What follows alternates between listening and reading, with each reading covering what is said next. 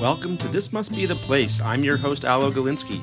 Each week, I'll uncover what's happening in Sonoma County, diving into the hidden gems and quirky corners. I'll be interviewing some of our local legends, as well as people you didn't know you need to know, all through the eyes of a craft beer enthusiast living in wine country.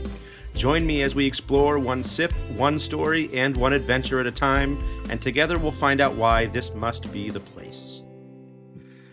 Our guest today is a master of the multitask. Gina Stahl-Haven is an award-winning comedian, a professor of rhetoric, a mother of three, and even a certified birth doula. In 2019, she became the first woman since Ellen DeGeneres to place second in the prestigious San Francisco International Comedy Competition. Whether she's performing on America's Got Talent or teaching the stage at the University of San Francisco, she brings a hilarious, whip-smart honesty to the stage.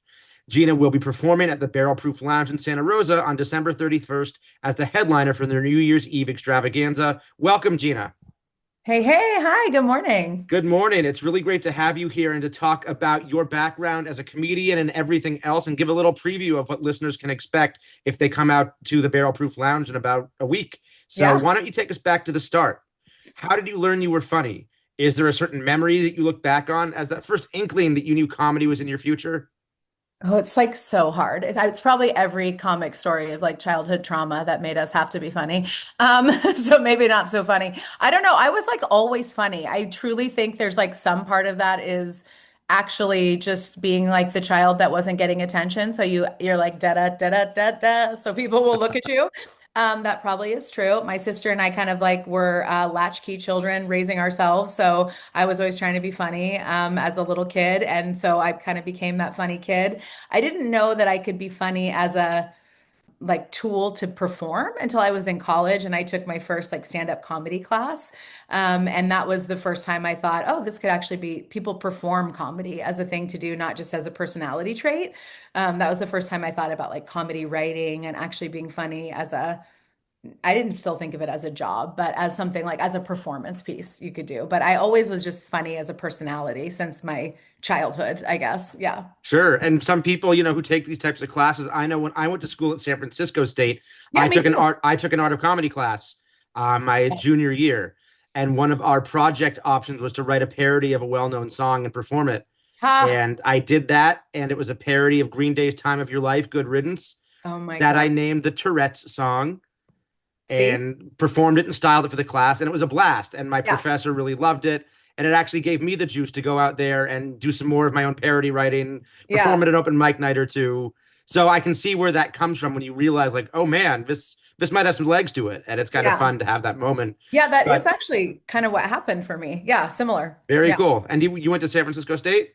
Yeah, so when I first did comedy, I was at College of Marin and then I transferred to San Francisco State. I was studying communication at San Francisco State, but I studied theater at College of Marin. And when I took the comedy class, it was like a like intro to stand-up comedy or intro to like the art of comedy, something like that, something like what you had. And my professor basically like took me aside. It was like mid-semester and was like, you're really good at comedy. Like, you should try to do something with comedy. And I was like, oh, would never do that. It's horrifying. Was Like, I it really thought it was too scary to ever do. I was like, thanks so much, but stand-up comedy is a nightmare. Like, I would never do that. And she was like, no, you really are good at it. And I was like, yeah, but stand-up comedy is horrifying. So thanks so much. And I really didn't think I would ever do something with it. But I do remember that. And then she and I ended up doing sketch comedy together years later, like traveling around and like wow. having a sketch comedy group. So that was kind of like my first like intro, but I really did not want to do stand up alone because it just is kind of a nightmare. It still is, but I still do it. So why don't you walk us through the moment, if there was one moment you realized you really wanted to dedicate yourself to comedy and how you went ahead putting that plan into action? I still don't know that I want to dedicate myself to comedy. I don't know. So I have kind of a weird story. I did comedy in college Right. when I did this story that I told you. That's when I first like went out and I started doing stand up. We had to for this class. So we like went to these different open mics and we started performing stand up. And then I felt like it was so just vulnerable and like revealing, like you're just alone up there. It's not like theater. And I had a theater background, but in theater, you have like a team, like you're all together, you're just like ensemble. And stand up is like, there's one reaction that's the right reaction. It's laughter. If they don't laugh, you failed, you're a failure, right? Like it's just so revealing. It brings up every vulnerability you've ever had in your life. So I did that for a little bit. I was like 20 or something, and I was like, screw this. I don't want to do this anymore. This is so scary. And so then I did improv for, 15 years or something professionally. I worked with a bunch of different troupes. Unscripted Theater Company was the one I worked with the longest in San Francisco, and traveled around and did sketch comedy, like I said, with a couple different groups for a long time.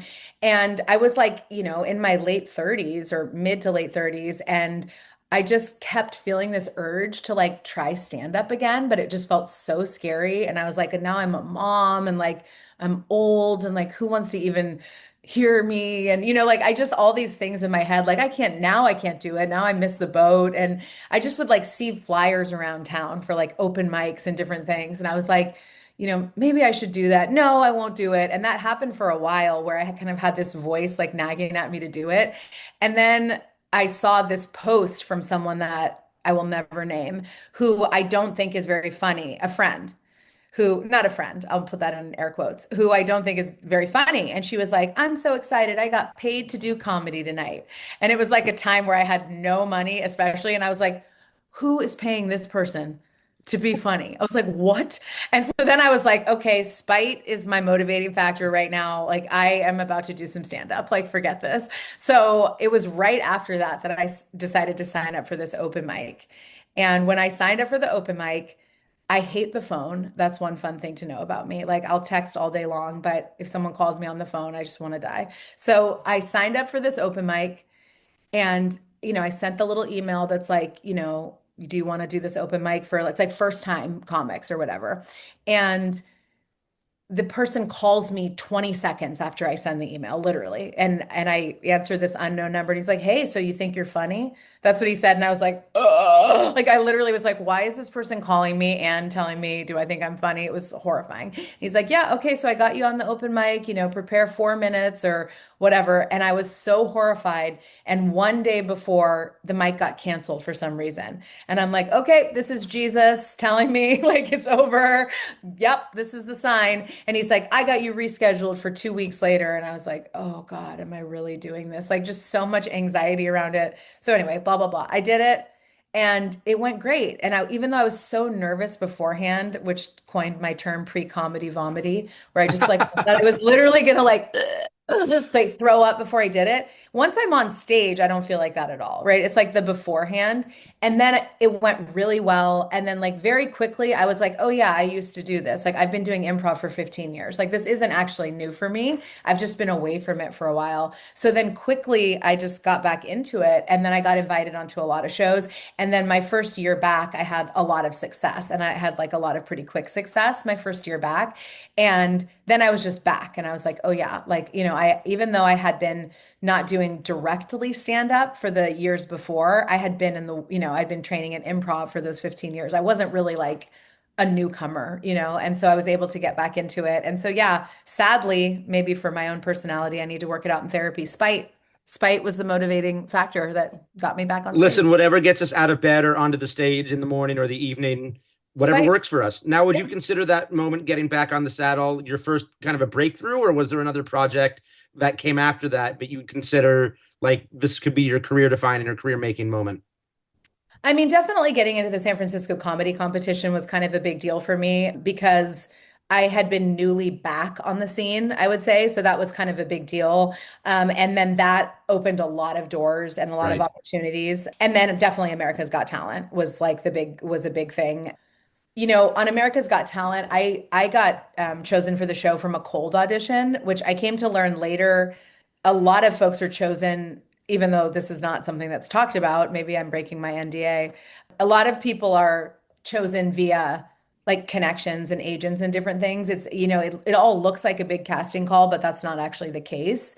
A lot of people are hand chosen, and I was chosen from a cold audition. So that did feel like kind of a big deal to me, that I got through in that way.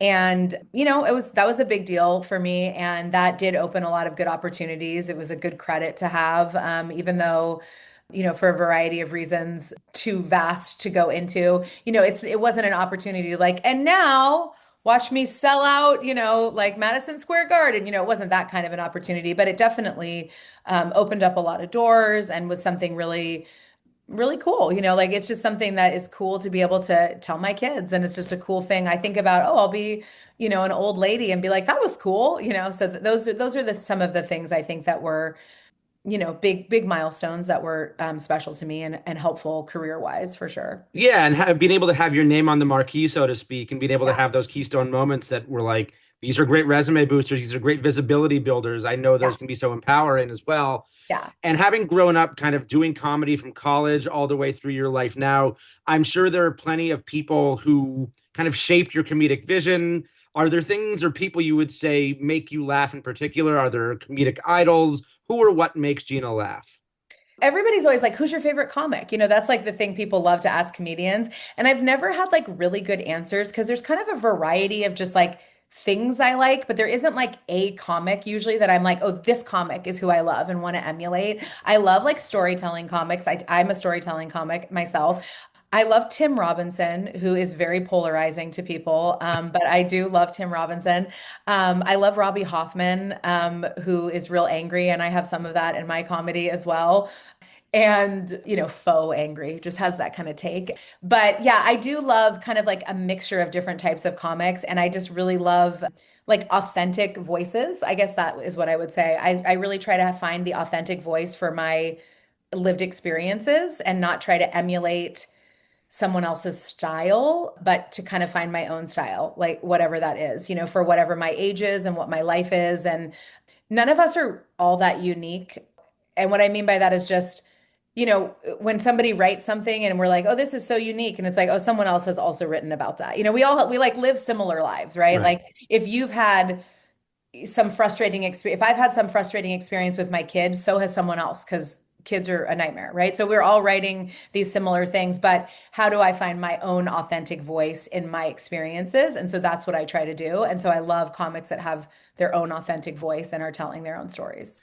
I've often heard comedy comes from like truth and these day-to-day things, these relatable things that we can have a comic dig deeper into and find the humor in these situations. Yeah. You've described yourself as a storytelling comic. Do you want to give our listeners a little bit more of an insight into what that is versus maybe other types of comics? How would you describe your comedy?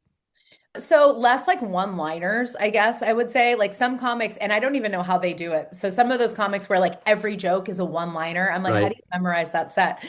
I'm not much of like a one-liner comic. I'm more of like weaving stories that are real life experiences that have happened, that are from absurd to just relatable, realistic. I love bringing in relatable experiences for women that are also relatable for men because men are in relationship with women, right? Whether that's like your sister, your mom, your partner. But I really love giving voice to those things. There's a lot of great female comics now doing that, where that was really not super popular many years ago to give voice to like female experiences. So yeah, I love like bringing in just stuff that happens to me in my own life, whether that's stuff with my kids or like at the doctor's office or I've had a lot of like serious health stuff over the last 2 years, so I've been writing a lot about those experiences and like dealing with the doctor and hospitals. And I'm going to be talking a little bit about that on New Year's Eve because the last year has involved some fun experiences, including with a naked Italian man at the hospital at Kaiser. So come New Year's Eve if you want to hear about what happened there. And if nobody else can relate to that, at least you can relate to that. Right. Yeah. Say maybe if you pop by Kaiser, you'll be able to relate because apparently it's common. More on that. Who knew? Little tips and tricks for those going to Kaiser in Sonoma County. I saw Jordan Jensen perform live a couple years ago, and she is another example of a female comedian that I've seen who's really kind of risen through the top through some of the same avenues that you have with America's Got Talent and some of those other competition shows. And she seemed to do a really good job of being relatable to everybody, even though she's drawing from her experiences as a woman who's, becoming a mother, becoming all these things. And Yeah. it's really cool to observe her views on things. Yeah. I always love when I'm doing a bit that is like very about the female experience, but there's men in the audience like laughing so hard because they're in relationship like with their partner. So they're like looking at their partner like, "Oh my God, that's just what you told me," or "That's exactly what we experienced during the birth," or whatever that is because there's a real problem when we find women's experiences not relatable, right? Like Sure. that's a larger cultural issue. So it's always so wonderful to see, you know, the whole audience relate, right? Because these are experiences that are these are broad experiences. It's not just related to one group. Now, kind of tying into that, how do you decide which parts of your private life, if you have a private life? I know as a comedian on stage, you're very public. How do you decide which parts of your life are ready to become public jokes? Yeah, I'm not great at not oversharing. I don't know. I think some comics are better at it than me. I don't know. I'm like a total oversharer, but I'm an oversharer just in life. It's actually kind of a part of my life philosophy. Like, obviously you mentioned like I'm a professor and I actually teach full time at SRJC now. I'm actually not at University of San Francisco. Okay. So I was there for over 10 years, but I teach full time at Santa Rosa JC now. And because I teach in communication studies and interpersonal communication is my specialty, like it's really a part of my like life philosophy, my teaching philosophy to intentionally self-disclose to create more reality about what all of our lives are about. I think that is really important for us to all be on the same playing field, right? Right. Because we keep secrets and then we don't really know what's going on in the world, right? Everybody's life looks better than yours. We all think everything on social media is true. It's like, how come you have that nice house and you have a shitty job? Like, what's going on? Maybe it would just be better if we all just admitted your parents gave you some money, or something, right? Then we would feel better. So when I'm teaching, I'm like such an oversharer with my students. And I tell them on the first day of class, like, you're going to learn so much more about me this semester than you ever hope to learn. Like, you're going to leave class going like, why did she tell us that? Like, I do not want to know that about my professor. And that's intentional. And so I think I do bring that into my comedy a little bit. Like, I definitely talk about my family and like myself and my OBGYN and all these things where my audience is like, whoa, that's a lot of information. But that's intentional. So I don't maybe have like a huge divide, but then there are certain things that I probably keep separate. In fact, I don't think I've ever talked about the fact that I'm a professor on stage. Like I've Huh. never talked about my students on stage. I don't talk about teaching. I like, it's not a secret. Obviously, like it's in bios and like if you Googled me, you'd know that. But I don't talk about teaching on stage. So it's funny, I haven't crossed those worlds on stage. That's interesting to make an observation of for sure. Yeah, like I don't, and again, it's not like it's because I don't want anyone to know or something. It's just like those are worlds that I guess I haven't really crossed. Like I don't make jokes about my students or, that's just Sure. not something I've ever crossed over. So yeah, Well, so maybe sometime you'll find a group of students humorous enough that you have to talk about them as a collective rather that than I an must. individual. Yes, and I always like invite students who are old enough. Like I'm like they'll ask me. They know I'm a comedian. I kept that secret for a really long time, and then when I got a little bigger and like especially after I was on America's Got Talent and the school published that information, like they wanted to connect it to the school. Right. Students were like, finding that out about me and asking me. And so like kind of the cat was out of the bag. Now I'm much more like to students like, yeah, you can come out to a show. It's not awkward. Like that's fine with me. So students will come out to shows like it's no problem. It's just I've never like written material about my students. I wonder why. That's something for me to mull on. I'm not sure. Yeah. And everything in life comes down to marketing. And I'm sure putting your bio on your professor, information will attract students to come sit your Sure. class, which always helps for universities. Sure. Yeah, yeah. So, talking about building your set and crafting a joke, how does an observation transform into a structured joke for you? Can you explain a little bit of your process behind crafting a joke?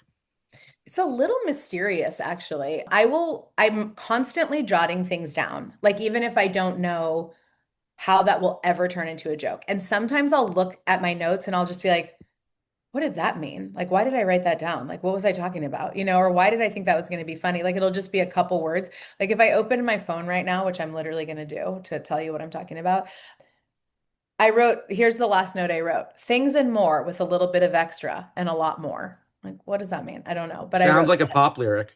Yeah, maybe. Oh, let me tell you this. That's going to turn into a joke at some point, and it's not a joke yet. So here's an example. We were at a restaurant the other night. This is what I wrote down 2 days ago. This really happened. We're at a restaurant, and my son is seeing this huge TV screen, and it's got a football game on. I know nothing about football. So my 4-year-old sees the football screen, and he's like at the top of his lungs in a restaurant, goes, Mama, do we like the black guys or the white guys? Meaning the jersey colors, right? And I'm like, shh, shh. I was like, no, no, no, no, no, no. So my sister, like thinking she's helping, she goes, don't say that. Say the black players or the white Oh players. And I'm no. like, that's not helping. Like what? So then immediately I'm like, well, that's becoming a joke, like obviously, because that's hilarious. And so Right. and my husband turns over and he's like, the Dolphins or the Steelers, Rebel, the Dolphins or the Steelers. That's not, yeah. So I'm like, okay, well, I have to turn this into a joke. So I write it down. And at some point when I'm doing a writing session, I'll come back to these notes, right? And I'll be like, I'm going to weave together something about how my kids throw me under the bus, how you can't not be embarrassed by your children, right? So it's not yet a joke, but it's just like, this is the actual experience that happened. The experience itself is funny. And so I'll weave it together with some material that is already about how my kids are embarrassing. And so it's just a real life thing that is funny on its own. And then, it'll be woven together. But there's not necessarily like, a formula. It's just like I'm constantly writing down. I'll be going to get a rental car and the person at the rental car counter will say something really weird and I'll be like, "Oh, I need to write that down because somehow maybe not for 6 months, sometimes not for 2 years. I'll be like, "Oh, that'll work into this joke or something." So Sure. sometimes it's a really long game, but it's just kind of this like constantly writing and having this frenzied always being aware of your surroundings and what is going on because something is going to come into a joke at some point. Well, as an observationist myself, one observation I've made about you so far is that you are willing to put a joke at the expense of your 4-year-old who doesn't know any better versus the Yeah. class of adult students. So Yeah, that there is you go. My family is not safe. fair Definitely, enough, definitely my husband is not safe. He knows. as he shouldn't be. No, Now, I'm sure there's times you've bombed on stage. Let's talk about the other side of the spotlight. How do you handle failure? How did you get through it?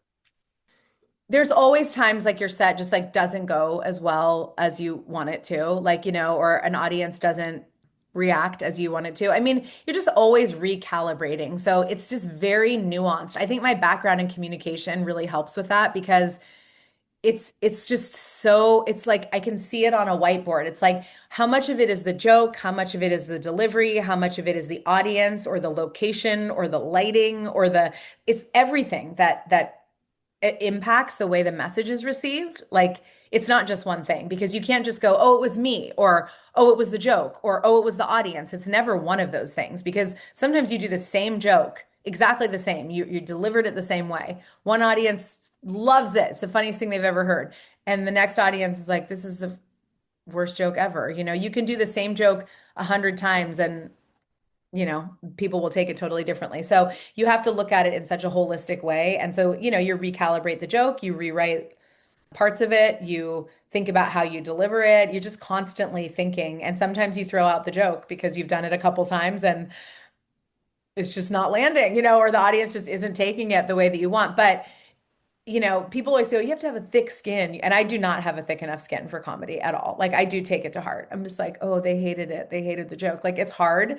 But the more you do it, the more you realize like not everyone is gonna appreciate your joke. And when you go to so many different audiences, you have to really craft a set for that specific audience. That's what Right. I would say. Like you cannot just like plug and play a set that you're going to do in Healdsburg for the same audience in Modesto, like that you're in some little shady bar. It's like you really have to like think about the demographics of your audience. And, you're not always right, but often that really makes a huge difference. Yeah. It's just recalibrating and constantly thinking about, what you can tweak, for next time. And there's a meta set right in there, the differences between audiences in Healdsburg and audiences in Modesto, I can only imagine. Yeah. Yeah. Major. Now, Yeah. having been a teacher for so long, I got to ask you a couple questions about the maybe similarities or passing differences between teaching and being a comedian on stage. Are there ways which managing a lecture hall full of students is similar to handling a comedy club audience? And have you ever had to heckle a student back into focus? I mean, students heckle me constantly. I mean, yes, like, I mean, yeah, total, they're very similar, right? I mean, in many ways, you're in front of an audience when you're teaching, like, so for 20 years, like, I'm in front of the audience, like, teaching. The power dynamics are a little different. I think students are a little more aware you're giving them a grade, and comedy audience is really, screw you, they're just leaving. There's no alcohol in the classroom, so that's different. Well, there's not supposed to be alcohol in the classroom. Let's put it that way. But yeah, I mean, there are similar dynamics, I think, and I think that back and forth play in many ways is similar. I do have a good rapport with my students. I have like amazing students that I adore. So There is a lot of that rapport kind of back and forth that can be similar. But I do feel like my students heckle me, especially the older I get, they really, really want me to know that I'm old and out of touch with their reality. But I'm jokey with my students too. And with your improv background, do you often find yourself improvising your lessons based on that energy that they're giving off? Do you have to twist and turn to match what they're wanting from you every day or every week? I mean, genuinely, like improv really has benefited my whole life, actually. I mean, Sure. truthfully, because the students will give examples, like we're in interpersonal communication or something, like they'll give an example from a relationship or, something, and we have to improvise, an example, or I have to improvise a scenario or something like that. So, yes, I mean, I think that improv has shown up in my classroom in a lot of ways, not in like a performative, like doing a skit kind of way, but just in the ability to kind of think on your feet and give examples and be able to come up with something quickly. So yeah, I mean, there's a reason like corporate America does improv training workshops and things like that. It really is like a huge beneficial skill to have, to be able to think on your feet and then just be able to just keep going and continue on. So I do see that benefiting me in my teaching life, Yeah, as I well. can only imagine. Yeah. Now, what is the biggest misconception that civilians like me might have about the life of a professional comedian? Just that it's positive. I don't know. That it's good. I don't know. I don't know. What do people think about comedians? Tell me, civilian. What do you think? And I'll tell you if it's false. Lots of drugs, lots of travel, lots Hmm. of I don't know. I'm just riffing here, but I think people are on drugs. I'm not, but I do think people do drugs. It's so funny because I feel like I'm like the only comedian who I've literally like never done any drugs, and I'm after the shows and people are like, "Hey, let's go do cocaine." And I'm like, "You know what? I promised I would make brownies tomorrow morning. So I'm gonna dip out. It's 9 o'clock, like I'm an old lady." But I think people do drugs. I think that part is true. Traveling, yes, we travel to the worst motels. I cannot tell you how many times I've been given overnight accommodations and then I see them and drive home. Like literally, like they're like they give you the accommodations and that's like a bonus. They're like, and you get your illustrious pay and you can stay and we're gonna put you up overnight. And me, I have 3 kids. I'm like, yes, overnight somewhere away from my kids. And then I drive up to the motel and I'm like, and I will be going home tonight. Like I'm not sleeping here.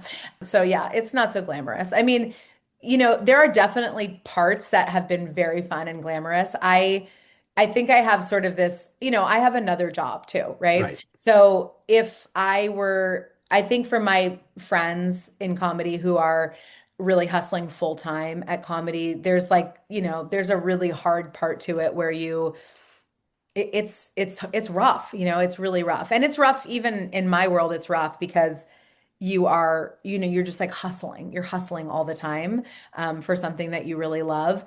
I think for me, I have a little more of this benefit of I can kind of say no to shows a little more than some folks who can't because that's their only bread and butter. So it's not so glamorous, I don't think. I think you get to this like, 0.01% of comics where it gets glamorous, but for the rest of folks, maybe it's not so glamorous, but it's really fun. I often think, even when I'm doing a show that doesn't feel so glamorous, that I've had a lot of other jobs that were a lot less glamorous. Sure. Like I'll do a show where I'm driving like 3 hours round trip to do 20 minutes for not very much money, and I'll kind of be like want want, and then I'll think, but I'm not on my feet for 5 hours, like dealing with entitled customers that are asshole. Like I'm getting to do comedy. I'm on stage making people laugh. Like that's a good shtick. Like I'm Yeah. grateful for that. So even though I would say yes to the drugs, I think that's happening. I know that's happening. I'm not partaking. Yes to the shady motels, and no to the glamour. That's what I think. And I Yeah. appreciate that you were able to just do crowd work with me here. You turned it on me and asked me as a civilian. You're a professional, I can tell. There we go. Good. Thank you for participating. I'm here to participate. I'm also here to ask you about some advice that you may have received when you were starting out, or advice that you maybe wanted to should realize you should have ignored when you were starting out. Is there a best piece of advice you received at the onset? And is there any worst common advice newcomers in this field should ignore? I mean, I think I would go more toward that second part of the question. I think that there's just a lot of people who are kind of negative toward people are kind of out for them. Some people are out for themselves, right? In comedy, it's much more lone wolf than something like, improv or theater where it's very more ensemble, like I was saying. So I would say gravitate toward the positive people. That would be my advice. And don't listen to the folks who are going to give you the negative stuff. Like there are a lot of people out there who have a lot of like negative vibes and negative advice and are going to give you a lot of, hate or negativity. And just do your best to kind of shy away from that. And I kind of didn't realize how much negativity there would be. I went in a little like Sally Sunshine about it because I came from the improv and theater world where people are a little more collaborative.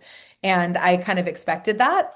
And that is not what I first received in that world. And it did impact me kind of negatively. So there's a lot of wonderful folks in comedy, and you want to gravitate toward those folks. Absolutely. Makes They're a lot of good. sense. Yeah. Now, as we start wrapping up here, this being our end of year show and talking about your upcoming performance on the 31st at Barrel Proof Lounge, I'd love it if you gave us some observations on the year coming behind us, 2025. Is there anything that you want to riff on? Any Gina Stahl-Haven observations that you want to talk about as we wrap this year up and wrap our episode up?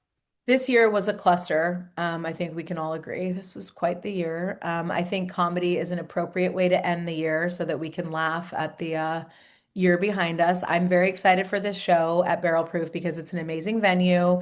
It's going to be a cool crowd. You got to grab those tickets because it's going to sell out.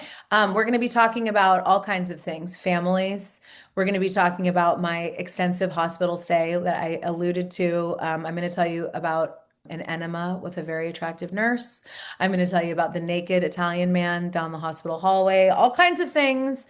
We're going to be talking about many, many things. I would say the year behind us is a little bit of a trash year. We're not going to get political, but I will allude to some drama that we all experienced. But I think we need a laugh, and I think a laugh with a dance party afterward is a great way to ring in the new year. So I hope we all come out to celebrate and have some fun together. So I couldn't agree more. I mean, laughter truly is the best medicine. And I know that when I find myself in a darker place, going to the movies, listening to some stand up, finding those outlets is really helpful for me. yeah. So, to our listeners out there, a very happy 2026 ahead and year in the rear view mirror behind us. Gina, thank you so much for appearing on This Must Be the Place. Listeners, get out there, get your tickets for this show. I know it's going to be a quick sell, and go celebrate the new year with Gina and everybody else at the Barrel Proof Lounge. Cheers, Gina. Thank you again. Thanks again. Woo!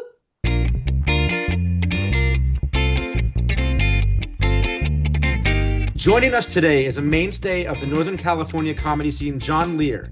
He is a seasoned stand-up comedian and storyteller whose work has been featured on The Moth and showcased at legendary venues like Cobb's Comedy Club and The Punchline in San Francisco. Beyond the stage, Jon is a vital engine behind the scenes of the North Bay comedy scene. He currently serves as the comedy booking agent for the Barrel Proof Lounge in Santa Rosa and hosts the long-running monthly open mic at HopMonk in Sebastopol.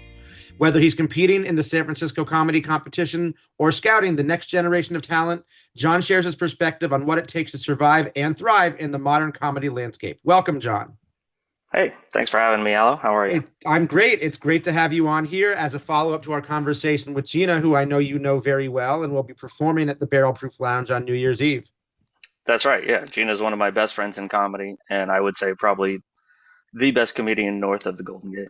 That's wonderful to hear, and it's always great to have friends who appear on our podcast together, so we can give them shit and talk about them nicely all at the same time, right? As the life of a comedian might be sometimes. Pretty much. So let's get into your background a little bit. How did you find your way to stand up? I had always been interested in stand-up, big fan, and then I was doing Toastmasters. I don't know if you're familiar with them. I They am. teach you public speaking, and I was running my own business, and I was doing that, and I was enjoying that. And a friend of mine dared me to do the open mic at HopMonk, actually, and she also got up, and I got laughs. She did not, and I was hooked. So that was 10 years ago. Wow. That's all it took. And so HopMonk really is where your roots of comedy began, and it's cool that you have a Yeah. place there with them now. Yeah, I ended up taking over about a year after I started. The guy who was running it at the time decided he wanted to step away, and they were just going to shut it down until Jefferson Mars and I jumped in to take it over, and we've been running it for 9 years. Well, I live in Sebastopol. I don't think I've been to an open mic comedy night down there yet, so I'm going to have to come on down and meet you and listen in very soon. Yeah, every third Sunday. So we just had it this last Sunday. We had 12 comics and about 15 people in the audience. Not a big turnout, but considering it was raining Yeah. like it was last night, I felt pretty fortunate we got that many. 12 comics is a lot. Well, not really. With the Wednesday night open mic that we run at Barrel Proof Lounge in Santa Rosa, we often get over 30 It's great open to mic see for such comics. a burgeoning like open mic and comedy scene in the North Bay. It is. It is fantastic. I think it is one of the last bastions of free speech, of something that anybody can do, anybody can try. There is literally no bar for entry. And I think it's on a lot of people's bucket lists that they want to give that a shot. And we're happy to provide that space for sure. As I was mentioning to Gina in our last conversation, my intro to stand up specifically was George Carlin. I got to see Ooh, him at the Burbank Center as a 13-year-old. And my nice. intro to comedy was Weird Al, as a lot of people's are. I was a big Weird Al fanatic from age 10 onward. And I actually got to see him perform this past summer, which was amazing. Oh yeah, that big tour that he did. Yeah. Yeah, I have yet to see Weird Al. I would love to, but yeah, always a big fan of his for sure. He is a I one used man to I used to party. listen to him on Dr. Demento, Yes, that's where he the got his radio start. program. Yeah, it's great. And how would you describe your comedy, John? Silly. My comedy's silly. Like Gina's a storyteller. Right. I am more I come up with a joke and then I find a way to get there kind of thing. So observational but also silly. A lot of true things, a lot of fake things. I like to mix it up and keep people guessing. I'm not one of those very self-confessional comedians. I'm not like a Mark Maron in that way. I'm far more of like a Jim Gaffigan as far as I think of weird things and then I try to find a way to tell them on stage. So it sounds like you're almost the opposite of what Gina was saying, how she takes a real life fact or story and embellishes it or builds upon it. You kind of approach things from the back end. Exactly. Yeah, she and I are so very, very different. It's weird that we're like besties in Yin and yang, comedy, then. You but maybe complement that's each why. other. Yeah, maybe that's why. I do have certain stories that are absolutely true, and I build off of those. But I've never found the truth to be a barrier to a good joke. Right on. Now, you competed in the 2024 San Francisco Comedy Competition. Why don't you tell our listeners a little bit about what that experience was like? Well, I have a very unique trajectory with the San Francisco Comedy Competition. I actually was doing graphics for them uh, for the past 5, 6 years, and then there was a year where they didn't have someone to book the contest. The regular booker was having personal issues, and John Fox, who owns it and runs it, his son was going to come in and take over, but wasn't available yet. So there's one year that I booked the San Francisco Comedy Competition, and then a couple years passed, and I asked to be in the competition, tested for it, and got in. And it was great to see it from both sides. What it's like to produce the thing, what it's like to be in it. It was fun. It was interesting. I realized I'm not a contest comedian. I'm, I have too much fun up there. I just want to have a good time with the audience. I'm more concerned about the actual show going well than about just my stuff going well. And I think there's a certain selfishness to competing in a good way. Like Sure. you're really having to refine your approach, your focus, so that the judges, the audience, they get you. And I think having more of my holistic approach to what makes a good show, not great for that. And comedy's so subjective anyway. I mean, we talked about how your two of your comics, Carlin and Weird Al, could not be more different, right? Absolutely. And yet you love them both. And could you pick one over the other? No way. I can't, No. right? And so competitions like that are, I think they hone people. I think that they get you to focus on stuff. But for me, I think that time has passed. Well, why don't you tell us a little bit about transitioning from the stage to behind the stage as your booking agent, as you're doing now? Is there Hmm. one role you prefer over the other, or are they just vastly different? They're very different. I vastly prefer just performing. I've always taken on this role. I was only 2 years in when I started running a bowling alley show in Rohnert Park, which is great. It teaches you what's important about comedy from the business end, there's so many comedians who think of this as just an art and they can do whatever they want because they're artists. And the truth is that we are selling tickets and beer, and the place isn't going to keep us there Right. if we don't make the audience happy and want to come back again. And so trying to balance those two things, the art of it with the craft of it, with the sales of it, was very instructive for me. I think it helped me being so much older than all the other comics. I started at 48, 58 now. And so there are these 24-year-old kids who are like, but I'm an artist and I believe in myself. I'm like, yes, you should totally do that. I, meanwhile, am going to have to pay rent. So I really need you to be funny Yeah, tonight. there's a That would be business, there's a whole great. business side to it. There's a whole business side, which is instructive. But yeah, I prefer to just be on the stage. And who So knew that Double Decker Lanes had a comedy show? I sure didn't. yeah, no, they did for quite a while. My friend Brian Thomas was running it before he gave it to me. And I was bringing up Tony Sparks. Do you know who Tony is? I don't. The godfather of stand-up comedy in the Bay Area, a local legend. And he was coming up and hosting. Now he hosts my Tuesday night shows at Barrel Proof. And he just has a great energy, and people come just for him, which is great. But booking shows is a pain in the butt. Um, Sure. right now, I'm booking two shows a week. I was booking three shows, but right now I'm at two shows a week, and trying to keep up with the demand for comedy and how many comics to use and how many comics are hitting me up for time, and trying to be nice but also strict about this level of comedy that I want to showcase, the ability, but also having a variety.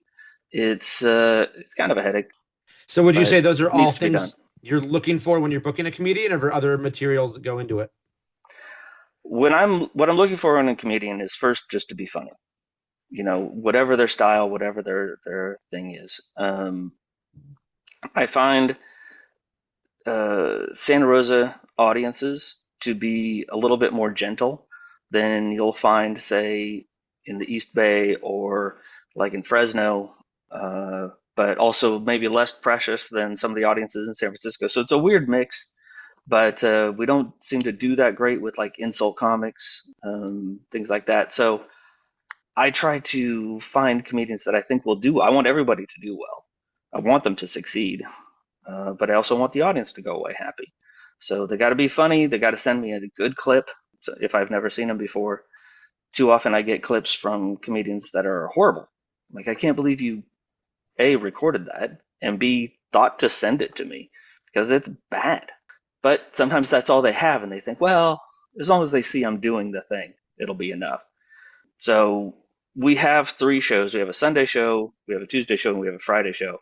And the Sunday and Tuesday shows are kind of where we're putting comedians that we're like, well, you're not really ready for the big Friday show, but let's get you up. Let's see what you're like.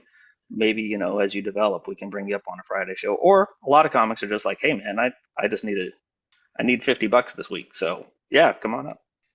Now, how do you find the talent? Do they come to you? Do you put out like casting calls, so to speak? They come to me for the most part. There's a bunch of regulars.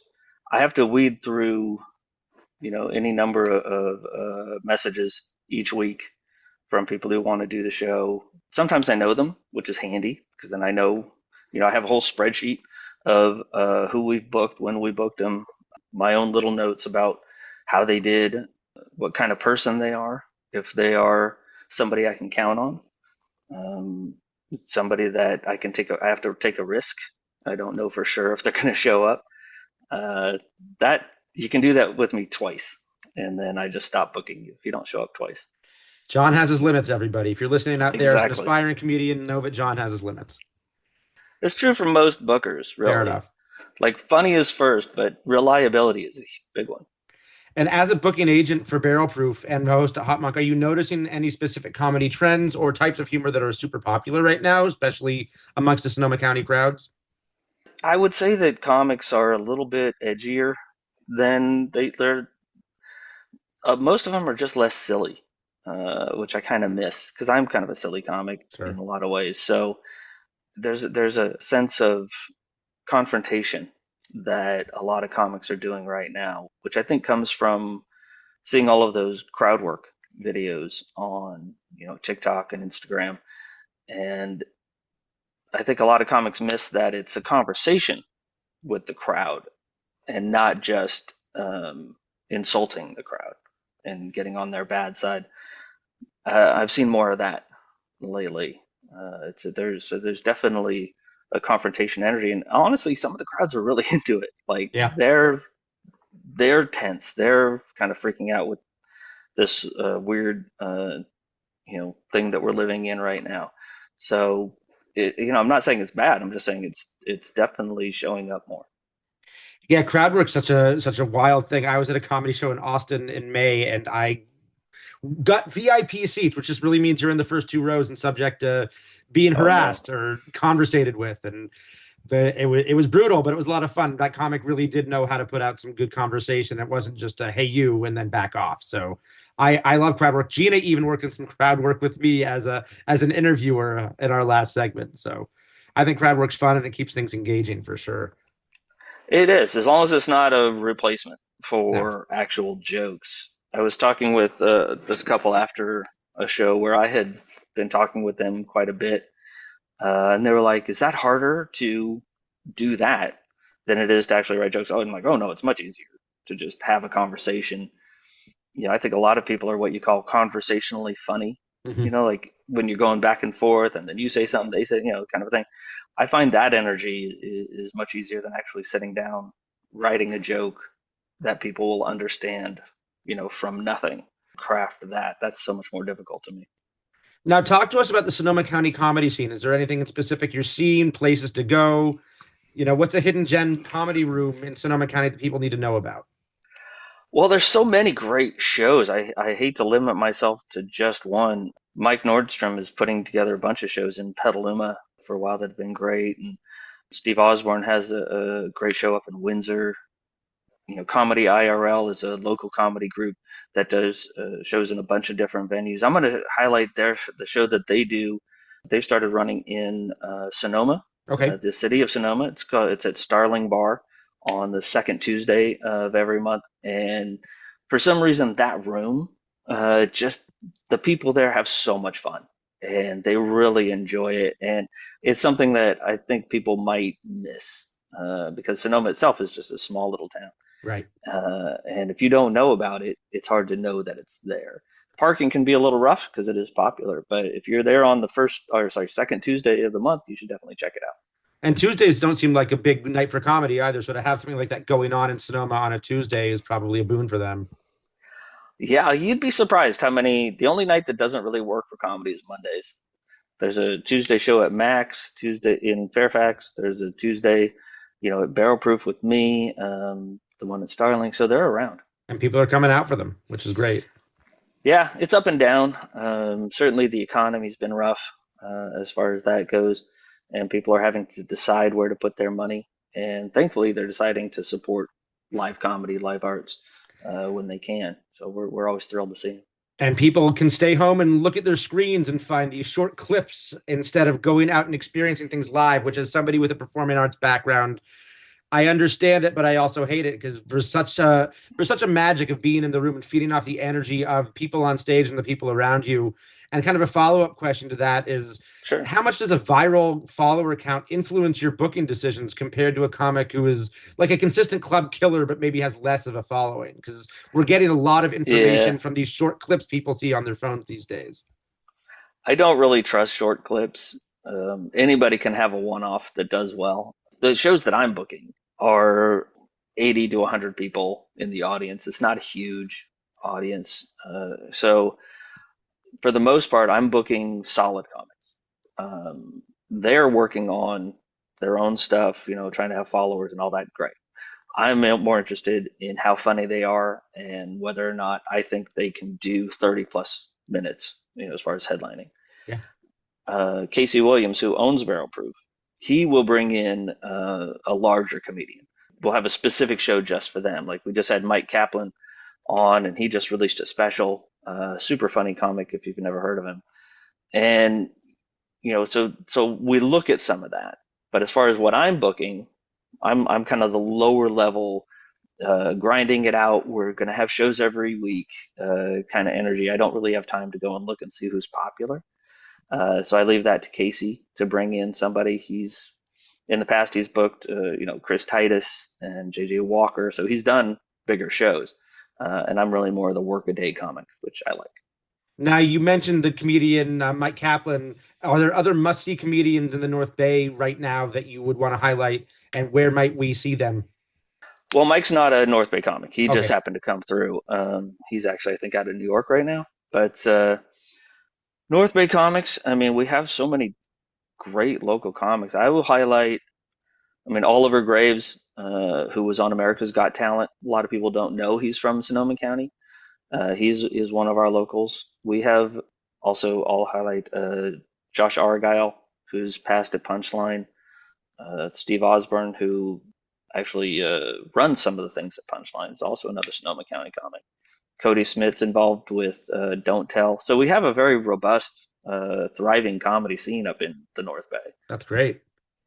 Yeah, I want to give a quick shout out to a friend of mine, Chelsea Beers, who I've seen perform around the Bay Area. She's not from the North Bay, but she's put on a couple of shows. I think I actually may have seen her at HopMonk a few years ago now, and she puts on a really fun show. She opened for Dana Gold at the Punchline a few years ago, and I went and saw her there. Yeah, she and I just did Max and Fairfax together. She was the headliner and I was the feature. Yeah, Chelsea's one of my best friends Right on. in comedy. So yeah, I love her. She is in Vallejo right now. Although I think she might be moving to Vegas. I forget. She's Wow. doing so many things, but she's got that baby now. So 40 plus having a baby. I don't know what she's thinking. Well, I want to wrap up here by just asking you, are there any observations about 2025 or potentially the year ahead that you want to give us, you want to riff on for a couple minutes? Yeah, 2025. What a kidney stone of a year. I can't wait for it to pass. I really can't. I'm so looking forward That's a to great analogy. 2026. It really just has been so bizarre. In a way, I feel like this has been the first ADHD presidency. Like Trump's first term was bizarre and weird, and then the whole Biden weirdness. But this is just so all over the place. We're all off balance all the time, trying to figure out what's coming next. And I feel like we as a society, we should just put Wellbutrin just right in the water. Just chill everybody out. Who needs fluoride? We don't need teeth. What we need is mental health, is what we need. And if we could just get everybody to calm down, uh, I think that is going to save our country. Well, you heard it here from Jon, everybody. Wellbutrin in the water should be the slogan going into 2026. Jon, There you thank go. you so much for your time here. If there's anything else you want to add about the upcoming show for New Year's Eve, please feel free. Yeah, it's going to be a great show. Gina Stahl-Haven, of course, is headlining. I'm opening up the show, and we've got Steve Bruner, who is another local comic, but he has been doing comedy for 40 years, mostly cruises and corporates, and he's going to be making an appearance to hang out with on New Year's Eve as well. So it's going to be an amazing show. We can't wait. That's great. Well, thank you so much again, Jon. To our listeners, happy holidays and happy new year from your host at This Must Be the Place. I'm Alo Galinsky signing off for 2025, and I'll catch you again in the new year. Cheers. The interviews are done, which means I think it's time to crack one open. Interviews make me thirsty, and I want you thirsting for knowledge about some great beer, both local and not so local. Each week, I'll introduce you to a beer I find discussion-worthy and explain the nuances of what makes it fantastic in my eyes and why you should give it a try. And just to keep it on point, I'll even try to make sure the beer reflects the vibe or theme of the episode. What a laugh those two guests were. Now, as I sat here thinking about my preferred beers on New Year's Eve, it really boiled down to whether I'm out or at home and can pop a bottle of something special or not. As I'm thinking that this year I may just head over to Barrel Proof for their Comedy Spectacular, it got me remembering about many nice New Years I've spent with the champagne of beers, a Miller High Life. Now, I know you all rely on me for my local recommendations, but I fancy myself not so fancy at times, and a holiday like New Year's is the perfect occasion to kick back with something unfussy, bubbly, and easy to drink.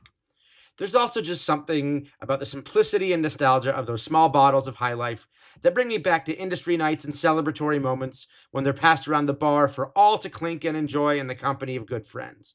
Plus, that's what beer's all about, right? Socializing and bringing people together over the commonality of a beverage. So this week, I urge you, whether it's Miller High Life or another nostalgic, unfussy beer, go out and make some lasting memories to bring into the new year.